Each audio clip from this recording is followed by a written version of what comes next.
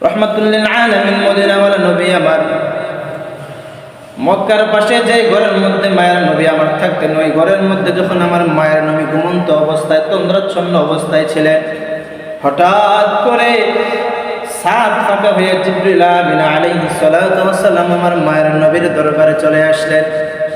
নবীজি দেখে একটু আশ্চর্যান্বিত হয়ে গেলেন। মুফাসসিরিন একরামগণ জানায়া দিলেন, জিবরাইল আমিন আলাইহিস সালাতু ওয়াস সালাম তো অন্যভাবেও আসতে পারতেন, দরজা দিয়েও তো আসতে পারতেন, কিন্তু উপর থেকে ছাদ ফাঁকা করে কেন আসা হলো? মুফাসসিরিন একরামগণ জানায়া দিলেন যে জিবরাইল আমিন আলাইহিস সালাতু ওয়াস সালাম এটাই নবীকে বুঝাইতে চাইলেন, আজকের ভ্রমণটা দুনিয়ার কোনো ভ্রমণ না, আজকের ভ্রমণটা হলো একমাত্র আমার রবের কাছে ভ্রমণ। রহমাতুল্লিল আলামিন মদিনাওয়ালা নবীকে আমার ঘুম থেকে জাগাইয়া সুবহানাল্লাযী ইসরা বিআবদিহি লাইলাম মিনাল মাসজিদিল হারাম ليلا من المسجد الحرام إلى المسجد الأقصى الذي باركنا حوله لنريه من آياتنا إنه هو السميع البصير।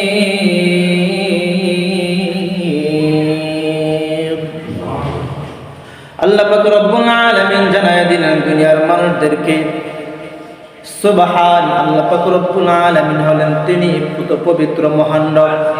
আল্লাযী ইসরা বিআবদিহি লাইলাম মিনাল মাসজিদিল হারাম ইলাল মাসজিদিল আকসা। আল্লাহ পাক রব্বুল আলামিন তার মায়ের নবীকে, তার প্রিয় বান্দাকে মসজিদুল হারাম থেকে মসজিদে আকসা পর্যন্ত ভ্রমণ করিয়েছেন এক রাতে। আল্লাযী বারাকনা হাওলাহু লিনুরিয়াহু মিন আয়াতিনা, যাকে আল্লাহ পাক রব্বুল আলামিন বরকত দ্বারা রহমত দ্বারা বেষ্টন করে রেখেছেন। লিনুরিয়াহু মিন আয়াতিনা, যাতে করে তিনি কিছু নিদর্শন তার মায়ার নবীকে দেখাতে পারেন। ইন্নাহু হুয়াস সামিউল বাসীর। আল্লাহ পাক রব্বুল আলামিন সবকিছু দেখেন, সবকিছুর খবর রাখেন, সবকিছু শুনেন, দেখেন, সবকিছুর খবর রাখনেওয়ালা হচ্ছে আল্লাহ পাক রব্বুল আলামিন। আল্লাহ পাক রব্বুল আলামিন আয়াতের মধ্যে এতটুকু বর্ণনা করেছেন, বাকিটুকু জানতে হলে আমাদের যাইতে হবে কোথায়? হাদিসের মধ্যে। রহমাতুল্লিল আলামিন মদিনাওয়ালা নবী আমার মক্কার পাশে যে ঘরের মধ্যে মায়ের নবী আমার থাকতেন, ওই ঘরের মধ্যে যখন আমার মায়ের নবী ঘুমন্ত অবস্থায় তন্দ্রাচ্ছন্ন অবস্থায় ছিলেন, হঠাৎ করে সাত ফাঁকা হয়ে জিবরিল আমিন আলাইহিস সালাতু ওয়াস সালাম আমার মায়ের নবীর দরবারে চলে আসলেন। নবীজি দেখে একটু আশ্চর্যান্বিত হয়ে গেলেন। মুফাসসিরিন একরামগণ জানায়া দিলেন, জিবরাইল আমিন আলাইহিস সালাতু ওয়াস সালাম তো অন্যভাবেও আসতে পারতেন, দরজা দিয়েও তো আসতে পারতেন, কিন্তু উপর থেকে ছাদ ফাঁকা করে কেন আসা হলো? মুফাসসিরিন একরামগণ জানায়া দিলেন যে জিবরাইল আমিন আলাইহিস সালাতু ওয়াস সালাম এটাই নবীকে বুঝাইতে চাইলেন, আজকের ভ্রমণটা দুনিয়ার কোনো ভ্রমণ না, আজকের ভ্রমণটা হলো একমাত্র আমার রবের কাছে ভ্রমণ। রহমাতুল্লিল আলামিন মদিনাওয়ালা নবীকে আমার ঘুম থেকে জাগাইয়া উম্মাহানির ঘরের মধ্যে, বর্ণনার মধ্যে এসেছে উম্মাহানির ঘরের মধ্যে ঘুমাইয়াছিলেন আমার মায়ের নবী। এখান থেকে আমার মায়ের নবীকে যখন মক্কার পাশে হাতিমে কাবার মধ্যে নিয়ে গেলেন, আমার মায়ের নবীকে সিনা চাক করলেন, বক্ষটাকে বিদীর্ণ করলেন, সিনা চাক করে পরিষ্কার করলেন।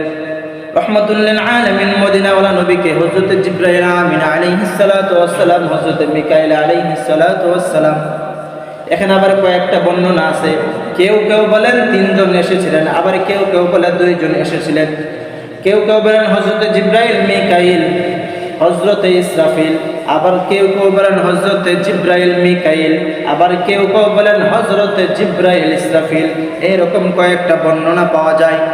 যাই হোক, হযরত জিবরিল আমিন আলাইহিস সালাতু ওয়াস সালাম যখন নবীজির সিনাকে বিদীর্ণ করলেন, যখন নবীজির সিনাকে চাক করলেন, চাক করার পর রহমাতুল্লিল আলামিন মায়ের নবীর সামনে একটা স্বর্ণের পাত্রের মধ্য করে হিকমত আর ঈমানটাকে এনে নবীদের সামনে আনলেন। আনার পর নবীদের সিনার মধ্যে হিকমত আর ঈমান দ্বারা পরিপূর্ণ করে দিলেন। ঈমান দ্বারা পরিপূর্ণ করে এরপর হযরত জিবরাইল আমিন আলাইহিস সালাতু ওয়াস সালাম আমার মদিনাওয়ালা নবীকে আল্লাহ পাক রব্বুল আলামিন তো হযরত জিবরাইল আমিন আলাইহিস সালাতু ওয়াস সালামকে বুরাক দিয়েছেন। বুরাকের মাধ্যমে জিবরাইল এসেছেন নবীজিকে নেওয়ার জন্য। তো রাহমাতুল লিল আলামিনকে যখন বুরাকের কাছে নিয়ে গেলেন, বুরাক একটু ছটফট করতেছে। বর্ণনার মধ্যে পাওয়া যায় বুরাক একটু ছটফট করতেছে। তখন হযরত জিবরাইল আমিন আলাইহিস সালাতু ওয়াস সালাম বলতেছে, হে বুরাক, তোমার পিঠে কে আজকে উঠবে তুমি জানো?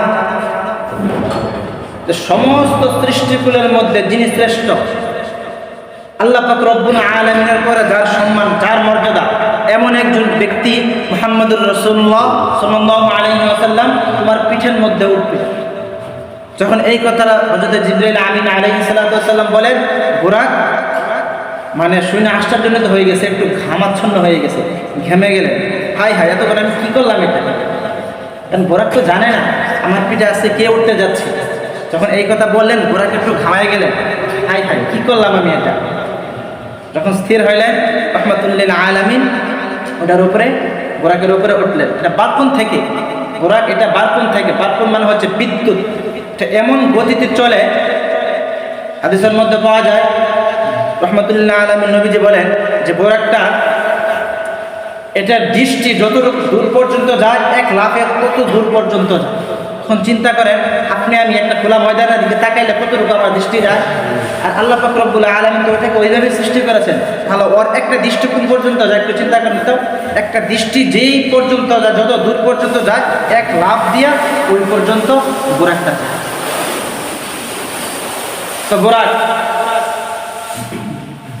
বুরাকের উপর হয় নবী সাল্লাল্লাহু আলাইহি ওয়াসাল্লাম উঠলেন, জিবরাইল উঠলেন। ওটার মাধ্যমে যখন মায়ের নবী রাহমাতুল লিল আলামিন মসজিদুল হারাম থেকে কথা বলেন না, চুপচাপ কাজ করেন, রাহমাতুল লিল আলামিনকে নিয়ে যখন মসজিদুল আকসা পর্যন্ত গেলেন, যাওয়ার পর বুরাকটাকে নবীজি হাদিসের মধ্যে বলে যে আগে যে সমস্ত নবীরা এখানে আসতো, যেই কুটির মধ্যে বুরাকে বাঁধা হইতো, ওই জায়গার মধ্যে ওখানে বুরাকটাকে বাঁধা হয়। বাঁধার পর হযরত জিবরাইল আমিন আলাইহিস সালাতু ওয়াস সালাম মসজিদুল আকসার ভিতরে প্রবেশ করলেন। নবী জায়গায় দেখেন ওখানে শত শত লক্ষ লক্ষ পয়গম্বর, আল্লাহ পাক রব্বুল আলামিন সমস্ত পয়গম্বরকে ওখানে উপস্থিত করেছে। সুবহানাল্লাহ। এখন জিবরাইল বলতেছে নবীজি এখানে 2 রাকাত নামাজ পড়া লাগবে, নফল নামাজ, 2 রাকাত নফল নামাজের ইমামতি আমার মায়ের নবীজি করেছিলেন, তো ইমামতি কে করবে? তো হযরত জিবরাইল আমিন আলাইহিস সালাতু ওয়াস সালাম জানায় দিলেন, আজকের ইমামতে এখানে আর কোনো নবী করবে না, আজকের ইমামতে একমাত্র আপনি নবীরই করা লাগবে। সুবহানাল্লাহ। রাহমাতুল লিল আলামিন, এই জন্যই তো বলা হয় ইমামুল আম্বিয়া, ইমামুল আম্বিয়া, সমস্ত নবীদের ইমাম। রাহমাতুল লিল আলামিন কি করলেন? 2 রাকাত নফল নামাজ পড়লেন। নামাজ পড়ার পর হযরত জিবরাইল আমিন আলাইহিস সালাতু ওয়াস সালাম 2টা পাত্র নিয়ে আসছেন। একটা হচ্ছে শরাবের পাত্র, আরেকটা হচ্ছে দুধের পাত্র। যখন নবীদের সামনে আনা হলো, তখন নবী সাল্লাল্লাহু আলাইহি ওয়াসাল্লাম দুধের পাত্রটাকে গ্রহণ করলেন। সুবহানাল্লাহ বলবেন না? তখন জিবরাইল আমিন আলাইহিস সালাতু ওয়াস সালাম মায়ের নবীকে বললেন যে আপনি সঠিকটা গ্রহণ করেছেন।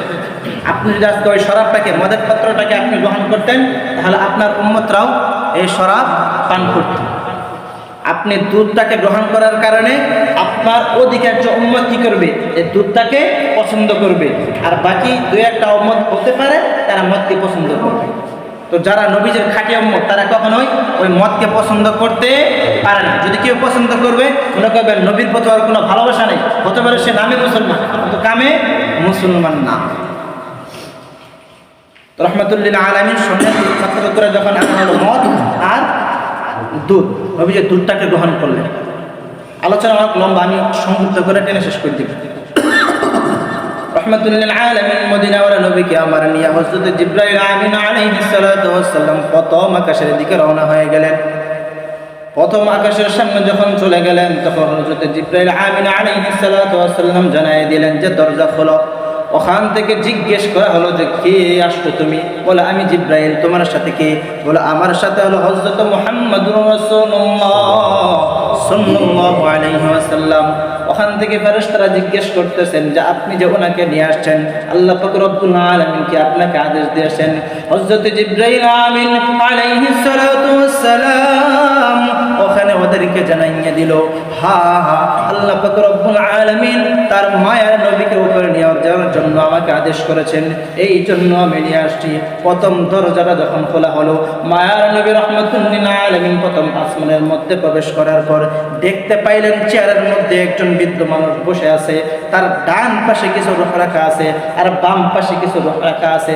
যখন ডান দিকে তাকায় তখন হযরত আদম আলাইহিস সালাতু ওয়াস সালাম কি করেন? কান্না হাসেন। আর যখন বাম দিকে তাকান তখন তিনি কান্না করেন। হযরত জিবরাইল আমিন আলাইহিস সালাতু ওয়াস সালাম আমার মায়ের নবীদের সঙ্গে হযরত জিবরাইল আমিন আলাইহিস সালাতু ওয়াস সালাম হযরত আদম নবীর সঙ্গে কি করে দিলেন? পরিচয় করে দিলেন। তখন হযরত আদম আলাইহিস সালাতু ওয়াস সালাম মারহাবা বলে স্বাগতম জানাইলেন আর নবীজির জন্য কল্যাণের দোয়া করলেন। হযরত আদম আলাইহিস সালাতু ওয়াস সালাম চেয়ারের মধ্যে বসা, ডান পাশে কিছু রূহ আছে আর বাম পাশে কিছু রূহ আছে। ডান পাশে যারা এরা হলো জান্নাতি, বাম পাশে যারা এরা হলো জাহান্নামী। যখন নবীজিকে বললেন, নবীজি জানতে পারলেন এই ভ্রমণের মধ্যে আল্লাহ পাক রব্বুল আলামিন নবীজি অনেক কিছু দেখিয়েছে। দেখেন এখানে আরেকটা ভদ্রতার বিষয় হচ্ছে, দেখেন দুনিয়ার মধ্যে আল্লাহ পাক রব্বুল আলামিনের যত সৃষ্টি আসে সমস্ত সৃষ্টির মধ্যে সবথেকে শ্রেষ্ঠ কে? রাহমাতুল লিল আলামিন মদিনাওয়ালা নবী সবথেকে সৃষ্টি। দেখেন এমন একজন, আর ফেরেশতাদের মধ্যে সবথেকে বড় মর্যাদাবান শ্রেষ্ঠ ফেরেশতা কি? হযরত জিবরাইল আমিন আলাইহিস সালাতু ওয়াস সালাম। দেখেন আমরা যখন কারো বাড়িতে যাই বা কারো ঘরের ধারে যাই তখন কারো ঘরের কাছে গেলে অনুমতি নেওয়া লাগে না? লাগে না? এটা আদব কিনা? নবী যেটা বলছেন কিনা? হ্যাঁ, দেখেন এত বড় শ্রেষ্ঠত্ববান মানুষ নিয়ে গেছে, এরপর অনুমতি কেন নিলেন? আমাদেরকে ভদ্রতা শিখাইলেন, আমাদেরকে আদব শিখাইলেন। এটা হচ্ছে আদব। কারো বাড়িতে প্রবেশ করতে হলে আগে তার কাছ থেকে অনুমতি নেওয়া লাগবে, পারমিশন নেওয়া লাগবে। কারো ঘরে প্রবেশ করতে হলে আগে তার কাছ থেকে অনুমতি নেওয়া লাগবে। হযরত জিবরাইল আমিন আলাইহিস সালাতু ওয়াস সালাম সেটাই বললেন। তো হযরত জিবরাইল আমিন আলাইহিস সালাতু ওয়াস সালাম পারতেন না? সরাসরি চলে যেতে পারতেন না? না, আল্লাহ সিস্টেম শিখাই দিয়েছেন। এটাই হলো ভদ্রতা।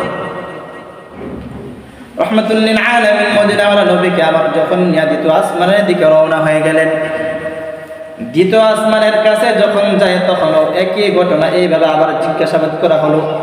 যখন দ্বিতীয় আসমানের ছাদটাকে খুলে দেওয়া হলো, দরজাটাকে খুলে দেওয়া হলো, মায়ার নবী রাহমাতুল লিল আলামিন সঙ্গে সঙ্গে ওখানে উঠে গেলেন। আর ওখানে যাইয়া দেখেন দুইজন খালাতো ভাই, একজন হলো হযরত ঈসা আলাইহিস সালাতু ওয়াস সালাম আর একজন হলো হযরত ইয়াহইয়া আলাইহিস সালাতু ওয়াস সালাম। ওনাদের মাধ্যমে ওনাদের সাথে আল্লাহ পাক রব্বুল আলামিনের কথায় হযরত জিবরাইল আমিন আলাইহিস সালাতু ওয়াস সালাম তাদের সঙ্গে পরিচয় করিয়ে দিলেন। ওরা দুজনে কি করলেন? আমার নবীজিকে স্বাগতম জানালেন আর কল্যাণের জন্য দোয়া করলেন। এরপর তৃতীয় আসমানের মধ্যে চলে গেলেন। এইবার একইভাবে জিজ্ঞাসাবাদ করা হলো। তৃতীয় আসমানের মধ্যে যাই আমার মায়ের নবী রাহমাতুল লিল আলামিন যায় দেখেন যে হযরত ইউসুফ আলাইহিস সালাতু ওয়াস সালাম রাহমাতুল লিল আলামিন মদিনাওয়ালা নবী আমার উম্মতদেরকে জানায়া দেয়, ও আমার সাহাবীরা তোমরা শুনে নাও, আমি ওখানে যাইয়া দেখলাম হযরত ইউসুফ আলাইহিস সালাতু ওয়াস সালামকে আল্লাহ পাক রব্বুল আলামিন পৃথিবীর অর্ধেকটা সৌন্দর্য দিয়ে সৃষ্টি করেছে। সুবহানাল্লাহ। তো হযরত ইউসুফ আলাইহিস সালাতু ওয়াস সৌন্দর্য এমন ছিল, তো আমার নবী কেমন সুন্দর ছিল তো জানা দরকার আছে না? হযরত আয়েশা রাদিয়াল্লাহু আনহার কাছে জিজ্ঞাসা করা যে মিশরের নারীরা তো হযরত ইউসুফ আলাইহিস সালাতু ওয়াস সালামকে দেখে তারা তাদের আঙ্গুল কেটে ফেলেছিল, তো আমার নবীজি কেমন সুন্দর। তখন আয়েশা রাদিয়াল্লাহু আনহাকে জিজ্ঞেস করা হয়, তখন হযরত আয়েশা রাদিয়াল্লাহু আনহা বলেন যে মিশরের নারীরা যদি আমার নবীকে দেখতো তারা তাদের কলিজা কেটে ফেলত। সুবহানাল্লাহ। ওনাকে দেখে আঙ্গুল কেটেছে, আর আমার নবীজি যদি পরাজয় দেখতো তাহলে কি কেটে ফেলতো? কলিজা কেটে ফেলতো। এত পরিমাণে সুন্দর ছিলেন। হযরত আয়েশা সিদ্দিকা রাদিয়াল্লাহু আনহা বলেন যে আমি হঠাৎ করে একদিন রাত্রেবেলা কাঁথা সেলাইতেছিলাম অথবা অন্য কিছু সেলাইতেছিলাম, হঠাৎ করে সুইটা পড়ে গেল, বাতি নাই, আলো নিভে গেছে, আমি সুইটা খুঁজে পাইতেছিলাম না। হঠাৎ করে আমার নবীজি মায়ের নবী ঘরের মধ্যে আসলেন, নবীজির চেহারার আলোতে আমি দেখি যে ওই পাশে সুইটা পড়ে আছে। এত পরিমাণে সুন্দর ছিলেন, চন্দ্র থেকেও বেশি সুন্দর ছিলেন, এত পরিমাণে। আল্লাহ পাক রব্বুল আলামিন তো বলেছেনই, আমি মানুষকে সব থেকে সর্বোত্তম সৃষ্টি করেছি, সর্বোত্তম সৌন্দর্য দিয়া সৃষ্টি করেছি। তো নবীজিকে আমাদের দিকে কম সুন্দর ছিল? কি পরিমাণে সুন্দর ছিল। তো তৃতীয় আসমানের মধ্যে চলে গেলেন। তৃতীয় আসমানের মধ্যে যাওয়ার পর হযরত ইউসুফ আলাইহিস সালামের সাথে দেখা হয়ে গেল। হযরত ইউসুফ আলাইহিস সালাম তাকে মারহাবা বলে স্বাগতম জানালেন আর নবীজির জন্য কল্যাণের দোয়া করলেন সময় শেষের দিকে। আচ্ছা, যাই হোক, পরবর্তীতে চতুর্থ আসমানে গেলেন। চতুর্থ আসমানে যাওয়ার পর হযরত ইদ্রিস আলাইহিস সালামের সাথে দেখা, উনিও মারহাবা বলে স্বাগতম জানালেন, উনিও নবীজির জন্য কল্যাণের দোয়া করলেন। এরকম ভাবে আবার পঞ্চম আসমানে যখন গেলেন তখন হযরত হারুন আলাইহিস সালামের সাথে সাক্ষাৎ হয়ে গেল। তখন তিনিও কল্যাণের জন্য দোয়া করলেন আর স্বাগতম জানালেন। ষষ্ঠ আসমানে হযরত মূসা আলাইহিস সালামের সাথে দেখা হয়ে গেল। হযরত মূসা আলাইহিস সালাম নবীজিকে কি করলেন? স্বাগতম জানাইলেন আর কল্যাণের জন্য দোয়া করলেন। সপ্তম আকাশে হযরত ইব্রাহিম আলাইহিস সালাম, জাতির পিতা কে? হযরত ইব্রাহিম আলাইহিস সালাম। দুনিয়ার কোনো মানুষ যদি বলে অমুক হলো আমাদের জাতির পিতা, আর ঈমান থাকবে নাকি? ঈমান নিয়ে তো, কারণ আল্লাহই তো বলে দিয়েছেন মিল্লাতা আবিকুম ইব্রাহিম হুয়া সাম্মাকুমুল মুসলিমিন। কেউ যদি বলে শেখ মুজিবুর রহমান জাতির পিতা, ঈমান থাকবে মেয়ে তার? হিন্দু পরিমাণ তার ঈমান থাকবে না, কারণ আল্লাহই তো বলে দিয়েছেন কোরআন কারীমের মধ্যে জাতির পিতা কে? হযরত ইব্রাহিম আলাইহিস সালাম। আর হযরত আদম আলাইহিস সালাম হচ্ছে তিনি আমাদের আদি পিতা। কি আদি পিতা? তো নবীজি যখন সপ্তম আসমানে গেলেন, যাওয়ার পর দেখেন যে হযরত ইব্রাহিম আলাইহিস সালাম বাইতুল মামুর ফেরেশতাদের মসজিদ, যে মসজিদের মধ্যে প্রত্যেক দিন 70,000 করে ফেরেশতা আসে। আসার পর ওনারা একদিন ইবাদত করার পর দ্বিতীয় কিয়ামত পর্যন্ত আর কোনো দিন সুযোগ পাবে না। এত পরিমাণে ফেরেশতা আল্লাহ পাক রব্বুল আলামিন প্রত্যেকদিন 70,000 করে ফেরেশতা ওখানে ইবাদত করার জন্য আসে। একবার যারা সুযোগ পাবে কিয়ামত পর্যন্ত তারা আর কোনো দিন সুযোগ পাবে না। তো নবীজি যাই দেখলেন তিনি বাইতুল মামুর মসজিদের সাথে তিনি টেক লাগায় দাঁড়ায় আছেন বা বসে আছেন হেলান দিয়ে। তো ওনার সাথেও সালাম বিনিময় হলো, উনিও স্বাগতম জানালেন, কল্যাণের জন্য দোয়া করলেন আর কিছু নসিহা করলেন। নবীজিকে কিছু নসিহাত করলেন, সংক্ষিপ্ত করে দিচ্ছি আমি, অনেক লম্বা হয়ে যাবে। এরপর সিদরাতুল মুনতাহা, সিদরাতুল মুনতাহা যখন গেলেন ওখান থেকে রফরফ নামক একটা বাহন দিয়ে আল্লাহ তাআলার সাথে সাক্ষাৎ করার জন্য যান। নবীর সাথে কথাবার্তা হয়। কথাবার্তা হওয়ার পর আল্লাহ পাক রব্বুল আলামিন জিবরাইলের মাধ্যমে জান্নাত জাহান্নাম ঘুরে ঘুরে দেখাইলেন। কি কি দেখাইলেন? জান্নাত জাহান্নাম আর অনেক কিছু, হাউজে কাউসার, অনেক নহর, অনেক কিছু আল্লাহ পাক রব্বুল আলামিন নবীজিকে দেখাইলেন। শেষে এখন আল্লাহ পাক রব্বুল আলামিনের সাথে সাক্ষাৎ করার জন্য আসে। এখন নবীজিকে কি হাদিয়া দেওয়া যায়? আল্লাহ পাক রব্বুল আলামিন উম্মতে মুহাম্মাদের জন্য 50 ওয়াক্ত নামাজ ফরজ করে দিলেন। প্রতিমধ্যে যখন মায়ের নবী আসেন ষষ্ঠ আকাশে, যখন হযরতে মূসা আলাইহিস সালামের সাথে সাক্ষাৎ হয়ে গেলেন, তখন হযরত মূসা আলাইহিস সালাম বলে আল্লাহ পাক রব্বুল আলামিন আপনাকে কি হাদিয়া দিলেন? আমি তো অনেক চাইছিলাম দেখা করার জন্য, কিন্তু সুযোগ পাই নাই। যে দেখা করতে চাইলাম আল্লাহ পাক রব্বুল আলামিনের নূরের তাজাল্লিতে তুর পাহাড়টা পরিষ্কার হয়ে গেছে। তো আপনার থেকে আল্লাহ পাক রব্বুল আলামিন আপনাকে ডেকেছিলেন, তো আপনাকে কি হাদিয়া দিলেন? আমার উম্মতের জন্য 50 ওয়াক্ত নামাজ ফরজ করে দিয়েছে। এখন হযরত মূসা আলাইহিস সালাম বললেন, পারবে না আপনার উম্মত, কারণ দুনিয়ার অভিজ্ঞতা আমি আপনার আগে অর্জন করেছি, আমার উম্মতরা এরকম পারে নাই। তো আপনি যান আল্লাহর কাছে যাই আমার কিছু মাফ নিয়ে আসুন। এইরকম ভাবে নবী সাল্লাল্লাহু আলাইহি ওয়াসাল্লাম 9 বার গিয়েছেন, 5 ওয়াক্ত করে আল্লাহ পাক রব্বুল আলামিন কি করেছেন? কমিয়েছেন। শেষবার যখন আর 5 ওয়াক্ত আছে তখন বলতেছেন হযরত মূসা আলাইহিস সালাম আবার যান। নবীজি বলতেছে এখন আমার লজ্জা লাগতেছে, আর যাইতে পারতাম না, এখন আমি লজ্জা বোধ করতেছি, আর যেতে পারতাম না। আপনার উম্মত এই 5 ওয়াক্ত পারবে না। ঠিকই তো, হযরত মূসা আলাইহিস সালাম যে বলেছিলেন কথা ঠিক কিনা? এমন উম্মত আছে না নাই? কয়জন 5 ওয়াক্ত নামাজ পড়ি আমরা? এশা পড়লে ফজর নাই, ফজর পড়লে যোহর নাই, যোহর পড়লে আসর নাই, মাগরিব পড়লে এশা নাই, এরকম হইতেছে কিনা আমাদের? তো আল্লাহ পাক রব্বুল আলামিন উম্মতের জন্য 50 ওয়াক্ত নামাজ ফরজ করেছেন। আর নবীজিকে জানাইয়ে দিলেন আপনার কোন উম্মত যদি 5 ওয়াক্ত নামাজ সঠিকভাবে আদায় করে, আমি আল্লাহ পাক রব্বুল আলামিন তার আমলনামায় 50 ওয়াক্ত নামাজের সওয়াব দান করব। এরপরে যখন দুনিয়া আসলেন, আসার পর যখন ফজর নামাজ আদায় করার পর নবীজি যখন কাবার পাশে বসলেন, আবু জাহেল যায়। আবু জাহেল দেখে নবীজিকে বলেন যে কি মুহাম্মদ কোনো খবর টবর আসেনি আজকে? তো হ্যাঁ আছে, অনেক সুন্দর একটা খবর আছে। যখন আবু জাহেলকে বলল, আবু জাহেল তো মাথা নষ্ট, এটা কি করে? আবু জাহেল মোহাম্মদ কি কয় এটা, তখন লোকদেরকে কুরাইশদের লোকদেরকে সবাইকে ডাকে, মোহাম্মদ এই কথা বর্ণনা করতেছে, কেউ তো বিশ্বাস করে না। হযরত আবু বকর রাদিয়াল্লাহু আনহু কোন একটা পথে যাচ্ছিলেন, হযরত আবু বকর সিদ্দিক রাদিয়াল্লাহু আনহুকে ডাক দিলেন যে আবু বকর, মুহাম্মদ এই কথা বলতেছে, সে নাকি আজকে রাত্রে ভ্রমণ করতে গিয়েছিল, মেরাজে গিয়েছিল, মসজিদে আকসা থেকে গিয়েছিল আল্লাহ তাআলার সাথে সাক্ষাৎ করার জন্য। তখন হযরত আবু বকর সিদ্দিক রাদিয়াল্লাহু আনহু বলতেছেন, এর থেকেও যদি আরো কোনো আশ্চর্যজনক ঘটনা হয়ে থাকে, আমি আবু বকর সেটার উপরেও ঈমান এনেছি, বিশ্বাস করেছি। এরপরেও ওরা বিশ্বাস করে না। তো নবীজিকে একটু পরীক্ষা করার জন্য বলতেছে, দেখেন কি পরিমাণে গাদ্দার ছিল। ওরা বলতেছে যে ঠিক আছে, আপনি তো এই মসজিদে আকসায় গিয়েছেন, বলেন তো যে মসজিদে আকসার দরজা কয়টা, জানালা কয়টা, এখন আপনারা বলেন, এত বড় মসজিদ, ওখানে কি নবীজি জানালা দরজাগুলো গণনা করেছেন? তখন আপনি গভর মসজিদে গেছেন, ওখানে কয়টা দরজা আছে, কয়টা জানালা আছে, কয়টা ফ্যান আছে, আপনি বলতে পারবেন? এটা কি আপনি গণনা করেছেন? তো নবীজি তো বড় চিন্তার মধ্যে পড়ে গেলেন, মনে মনে আল্লাহ তাআলা সেবা করতেছে, আল্লাহ অর্থে এরকম ভাবে আমাকে ধরেছে, এখন আমি কি করবো? আল্লাহ পাক রব্বুল আলামিন জিবরাইলকে বলতেছে, ওই জিবরাইল, আমার নবীজি টেনশন করতেছে, তাড়াতাড়ি মসজিদ আকসাকে তোমার হাতের মধ্যে নিয়ে আমার নবীজির সামনে নিয়ে ধরো। নবীজি জানালাগুলো দেখে দেখে, দরজাগুলো দেখে দেখে একের পর এক সব বলে দিলেন।